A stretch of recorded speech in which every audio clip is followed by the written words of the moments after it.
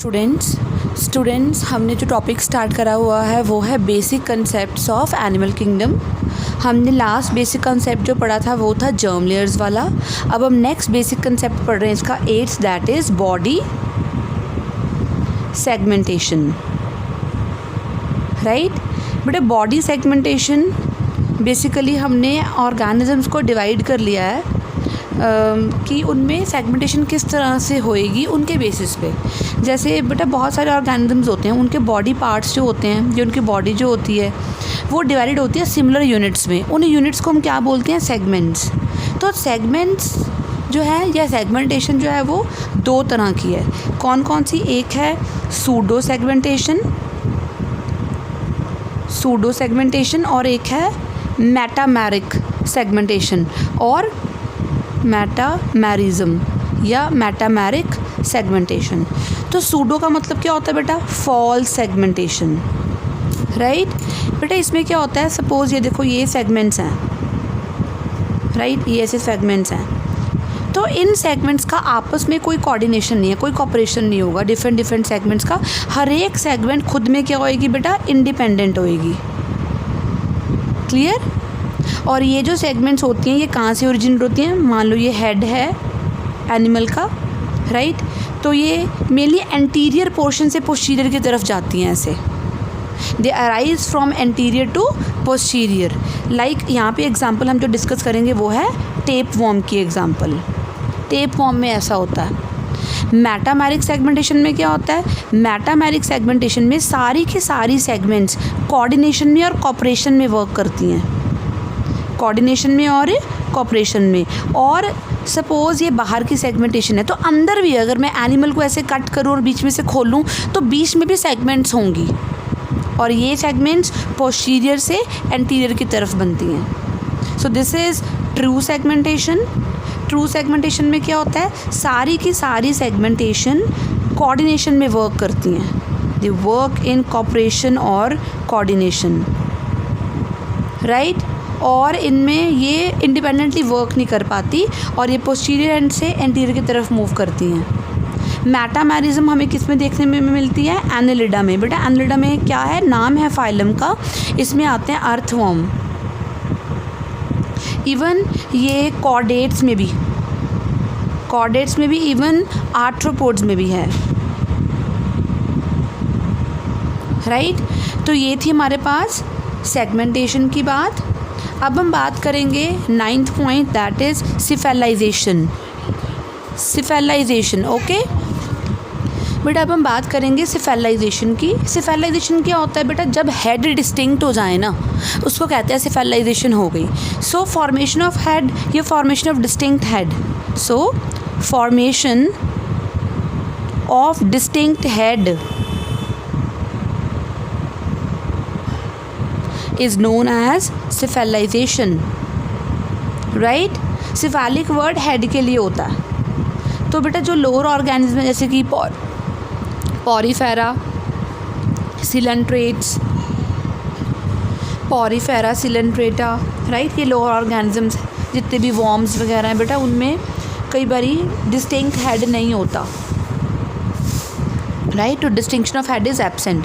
सो cephalization तभी evolve हुई है because of creeping movement. Creeping समझो रेंगने वाली मूवमेंट, जैसे कि आर्थ्रोपोड्स, मोलस्क, कॉर्डेट्स वो मूव कर पाते थे टूवर्ड समथिंग, तो वो हेड की डेवलपमेंट होनी शुरू हो गई, राइट।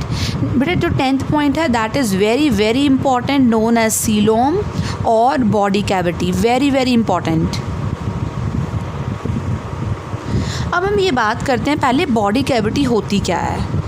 आपको याद है मैंने आपको बताया था क्या कि अगर ये हमारे पास एक ऑर्गेनिज्म है और अंदर उसके ये एलिमेंट्री कैनाल है, तो एलिमेंट्री कैनाल और बॉडी वॉल के जो बीच का स्पेस है उसको हम क्या बोलते हैं? हम बोलते हैं बॉडी कैविटी। क्या बोलेंगे? Body cavity. तो मैं क्या कह सकती हूँ? बॉडी कैविटी और coelom is a large cavity inside the body in which various visceral organs of the body they are placed. Visceral organs क्या होते हैं? सॉफ्ट ऑर्गन्स, जैसे किडनीज हो गई, हार्ट हो गया, तो ये सारे बॉडी कैविटी के अंदर होते हैं, राइट। तो एक ट्रू सीलोम या ट्रू बॉडी कैविटी हम उसको बोलते हैं जो मीज़ोडर्म से लाइंड हो। स्टूडेंट्स आपको याद होगा मैंने क्या बताया था, मैंने बताया था 2-3 तरह की जर्म लेयर्स होती हैं, ectoderm, mesoderm and endoderm, right. ये जो अगर कैविटी मीज़ोडर्म से लाइंड होगी, राइट, तो उसको हम क्या बोलेंगे, वो ट्रू कैविटी है। अदरवाइज़ वो कैसी कैविटी है, मे बी या तो हम सूडो सील बोल सकते हैं या फॉल्स कैविटी है, राइट। ट्रू सीलोम उसी में ही मिलेगी जिनके पास मीज़ोडर्म होगी, राइट। ट्रू सीलोम तो उसमें होगी ना, क्योंकि देखो मीज़ोडर्म होगी तो ही वो लाइन करेगी ना स्पेस को। तो वो जो ट्रिप्लोब्लास्टिक एनिमल्स होंगे ना, जिनमें एक्टो एंड मीज़ो और एंडो तीनों लेयर्स होंगी, उनमें ये होगा। और जो ट्रू सीलोम है वो फर्स्ट टाइम किस में आई थी, true coelom first time I थी एनालिड्स में। किस में, एनालिड्स में। एनालिड्स में कौन आता है बेटा, अर्थवर्म वगैरह, clear. So on the basis of coelom present और नॉट, हमने ऑर्गेनिजम्स को डिवाइड कर लिया 3 में। So organisms they are divided into 3 on the basis of coelom. कौन कौन से, acoelomates, pseudocoelomates and that is true coelomates, और यू सीलोमेट्स भी बोल सकते हैं, यू सीलोमेट्स, क्लियर। तो हम इनके डिस्कशन स्टार्ट कर लेते हैं अभी 1 बाय 1। पहले हम बात करेंगे बेटा ए सीलोमेट्स की। Acoelomates, a means absence, absence of what, absence of coelom. So coelom is absent, coelom is absent. अब ये किस में होगा बेटा, जो डिप्लोब्लास्टिक होंगे, तो स्टार्टिंग वाले डिप्लोब्लास्टिक ही थे, राइट। पॉरीफेरा यानी कि स्पॉन्जेस, सेकंड फाइलम सीलेंट्रेटा, ये भी क्या हैं बेटा, विदाउट बॉडी कैविटी होते हैं। And third is flatworms, flatworms ये भी एसिलोमेट्स हैं, राइट। सेकंड है हमारे पास सूडोसिलोमेट्स, बेटा pseudo word is for false, है ना, सूडोसिलोमेट्स। तो ये कौन होते हैं सूडोसिलोमेट्स, तो पहले मैं इसकी डायग्राम ड्रॉ करके दिखाती हूँ बेटा। एसिलोमेट्स की रह गई थी अभी, ये देखो, ये बाहर है हमारे पास, ये जो मैं स्ट्रक्चर ड्रॉ कर रही हूँ ये है एक्टोडर्म, ये सारी मैंने एक्टोडर्म बनाई है मान लो। उसके बाद ये जो स्ट्रक्चर बना रही हूँ मैं अंदर, ये वाली, ये है डाइजेस्टिव ट्रैक्ट, डीटी लिख रही हूँ इसको, राइट। एक्टो भी आ गई, एक्टोडर्म। अब कौन सी लेयर रहेगी बेटा, इनमें मीज़ोडर्म तो होगी नहीं, तो कौन सी लेयर रहेगी, दैट इज़ एंडोडर्म। तो मैं इसको थोड़ा कलर चेंज कर देती हूँ, it will be easy for you to recognise then. ये वाली जो रेड वाली मैंने बनाई है वो क्या है, एंडोडर्म। तो इसमें सीलोम है ही नहीं, तो ये क्या हो गए, एसिलोमेट्स, राइट। अब हम सूडोसिलोमेट की पहले डायग्राम करते हैं। सी, ये है हमारे पास पहले डाइजेस्टिव ट्रैक्ट, राइट, ये डाइजेस्टिव ट्रैक्ट की बना दी। फिर उसके बाद मैं बना देती हूँ, ये देखो, ये एंडोडर्म, ये बाहर ये वाली,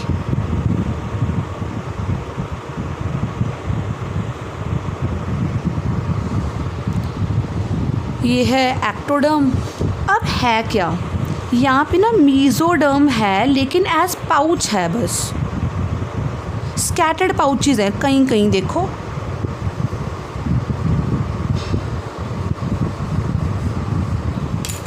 तो ये एक्टोडर्म, ये है ये वाली रेड वाली एंडोडर्म, और ये तो है digestive tract, DT short form में, और ये है मीज़ोडर्म पाउच स्कैटर्ड, और ये है कैविटी, राइट। तो क्योंकि मीज़ोडर्म स्कैटर्ड पाउचेस की फॉर्म में है तो इसको हम क्या बोलेंगे, सूडोसिलोमेट्स ऑर्गेनिजम्स को। या सूडोसीलोम कैविटी को बोलेंगे, राइट। एक्चुअली ये कैविटी जो है वो मेसोडर्मल कैविटी नहीं होती, एक्चुअली ये एम्ब्रियो की कैविटी होती है बेटा। एम्ब्रियो में एक कैविटी होती है, उसको बोलते हैं ब्लास्टोसील, राइट, वहीं से अराइज होती है। तो here coelom arises from blastocele of embryo, that's why it is known as pseudocele, right। और यहाँ पे हमारे पास एग्जाम्पल है फॉल्सीलम की, फाइलम का नेम है एस्कीहेलमिन्थ्स। क्या है? एस्कीहेलमिन्थ्स। बेटा ये क्या होते हैं? राउंड वॉर्म्स होते हैं। क्या होते हैं ये? राउंड वॉर्म्स, जिसमें अस्कैरिस भी आता है, राइट। ये हो गई हमारे पास 2 सीलोम्स। अब हम बात करेंगे थर्ड सीलोम की। Third coelom is a true coelom, that is you coelom, या जो ऑर्गेनिज्म होंगे वो यू सीलोमेट्स होंगे, राइट। बेटा इनमें प्रॉपर कैविटी होएगी, right. So they have proper well defined cavity in them. See, you का मतलब ही क्या होता है बेटा? ट्रियो होता है, right. So eucoelomates when the body possesses true coelom, right। तो यहाँ पे सीलोम कैसे अराइज होएगी? Mean coelom arises from as a cavity in the embryonic mesoderm. अब प्रॉपर ये लाइंड होगी by the mesoderm. So here body cavity is lined by mesoderm। तो उसी को हम क्या मानते होते हैं बेटा? ट्रू सीलोम मानते हैं, राइट। और जो यू सीलोमेट्स होते हैं उसके डायग्राम मैं भी करवाती हूँ। पहले हम बात करेंगे यू सीलोमेट्स आगे 2 तरह के होते हैं। कौन से? Schizocoelomates and enterocoelomates. शाइजो एंड एंटेरो। पहले हम बात करेंगे शाइजोसीलोमेट की। तो पहले मैं डायग्राम बना के दिखाती हूँ आपको शाइजोसीलोम की। देखो ये बाहर वाली लेयर जो मैंने अभी ड्रॉ कर रही हूँ ये है एक्टोडर्म। ये बीच वाली जो मैंने ड्रॉ करी है डाइजेस्टिव ट्रैक्ट। फिर डाइजेस्टिव ट्रैक्ट के ऊपर जो ड्रॉ कर रही हूँ ये वाली, ये है एंडोडर्म। अब मीजोडर्म कहाँ है? मीजोडर्म अराइज होगी एज अ स्प्लिट। ये देखो स्प्लिट समझते हो? कट करके। ये देखो बॉडी कैविटी अराइजेज, देखो ये मेसोडर्म ही थी ये वाली। Body cavity arises as a split in the mesoderm. पहले मैंने एक डायग्राम दिखा दी, इसकी आगे देखो ये मीज़ो है, ये कौन सी थी? एक्टो, और ये कौन सी है? एंडो। नेक्स्ट डायग्राम देखो इसकी।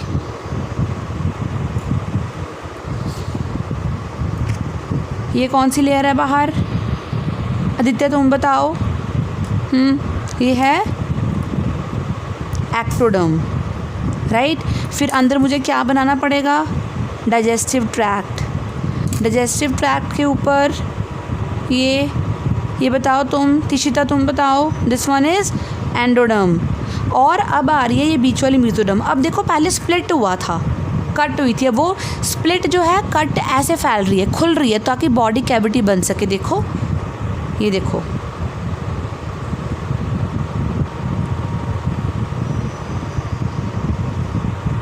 मेसोडर्म में स्प्लिट होगी, मेसोडर्म स्प्लिट हो गई। देखो कैविटी शुरू होगी ना बननी, है ना। तो ये थी मेसोडर्म, यानी कि मेसोडर्म स्प्लिट हो रही है। अब लास्ट में दिखाऊंगी, ये देखो बाहर ये वाली। हाँ जी केतन, ये कौन सी ले रहा है सबसे बाहर? एक्टोडर्म। फिर मैं बना देती हूँ अंदर डाइजेस्टिव ट्रैक्ट, फिर उसके ऊपर देन ये एंडोडर्म, राइट। देन उसके बाद मेसोडर्म की स्प्लिटिंग काफ़ी बड़ी दिखा देती हूँ अभी।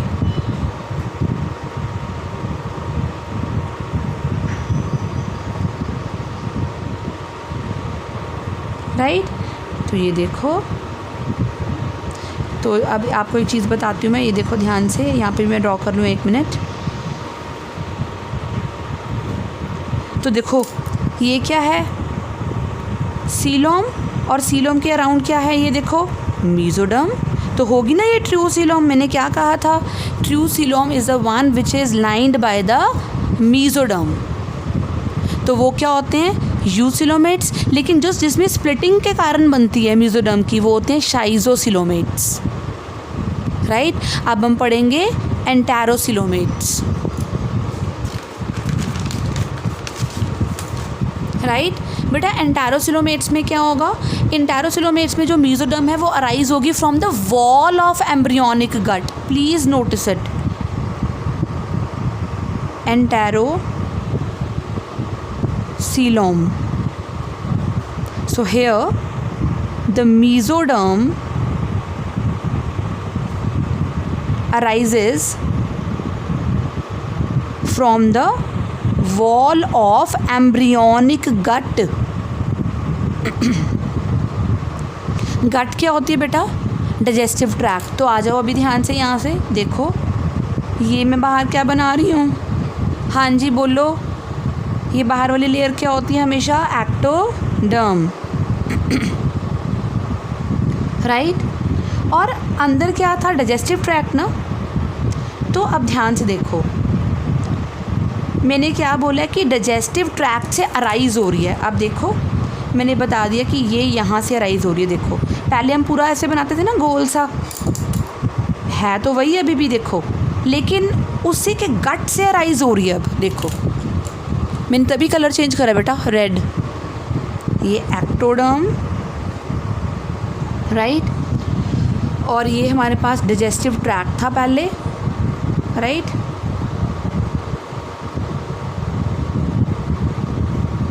और एंडोडर्म ये होएगी, एंडो। तो नेक्स्ट कैसे होएगी, ध्यान दो। अब नेक्स्ट डायग्राम जो होगी it will be like this, ये वही होगी एक्टोडर्म। अब फिर देखो गट तो पूरा कंप्लीट हो गया, क्योंकि इसमें से निकल गई, ऐसे बड ऑफ हो गई। कोई चीज़ से राउंड है, जैसे बड नहीं निकलता वैसे देखो वो निकल गई। कलर में चेंज करूँ ताकि आपको,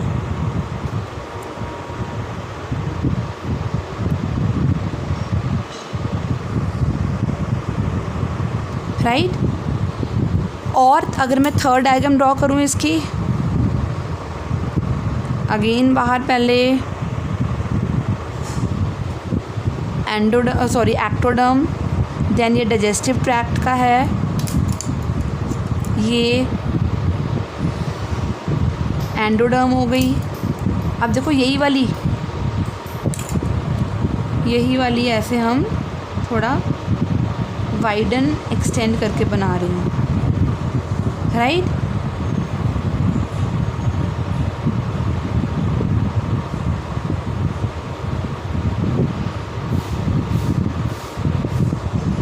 क्लियर। तो देखो वही वाली कैविटी एक्सटेंड होगी। तो ये वाली एंटेरोसिलोम है because it arises from the gut, right. So this is enterocoelom and enterocoelom is a kind of true coelom. So this one is, ये वाली क्या है, मीजोडर्म है। क्लियर।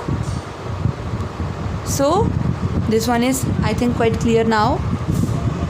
और यूसिलोमेट्स की एग्जांपल क्या हैं बेटा, हमारे पास ट्रू सिलोमेट्स की, एनालिड्स के बाद वाले सारे के सारे ट्रू सिलोमेट्स हैं,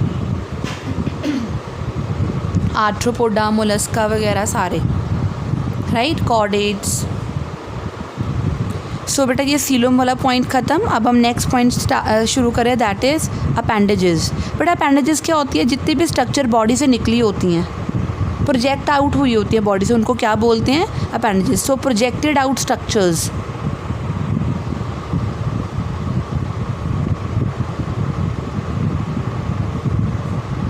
are known as appendages, right. और अपेंडेजेस हेल्प करती है लोकोमोशन में, मूवमेंट में, फूड कैप्चरिंग में, किसी चीज़ को सेंसेशन को रिसीव करना हो, रेस्पिरेशन में, रिप्रोडक्शन में, एक्सक्रीशन में।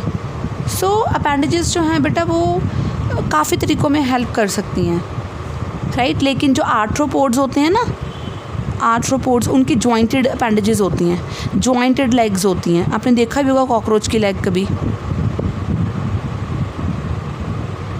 कुछ इस तरह से होती है,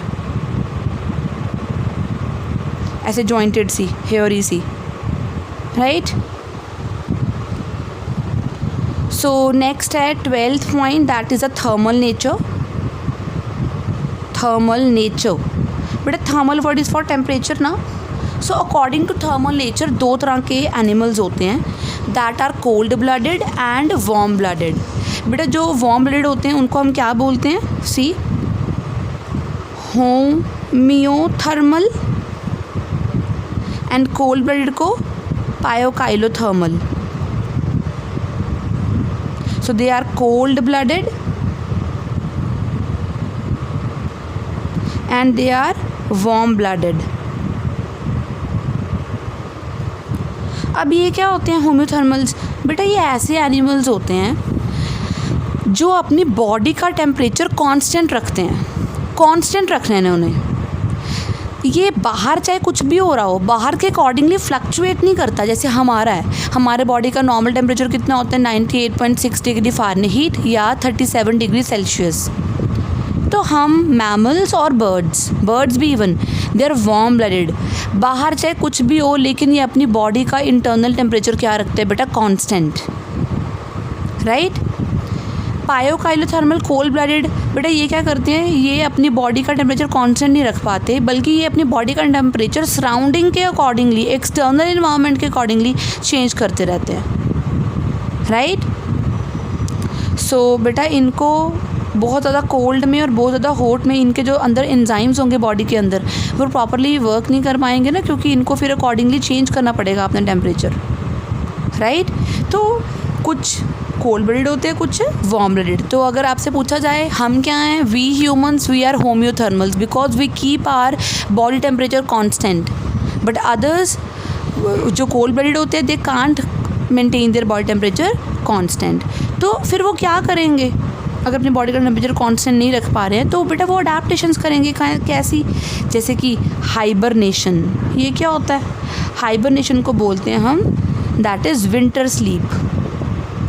क्या बोलते हैं, तो वो बहुत ज़्यादा ठंड में अपने आप की अपनी मेटाबॉलिक एक्टिविटीज़ बिल्कुल स्लो डाउन कर लेते हैं और काफ़ी नीचे बरोसी बनाकर उसमें मेटाबॉलिक एक्टिविटीज़ को स्लो डाउन कर लेते हैं।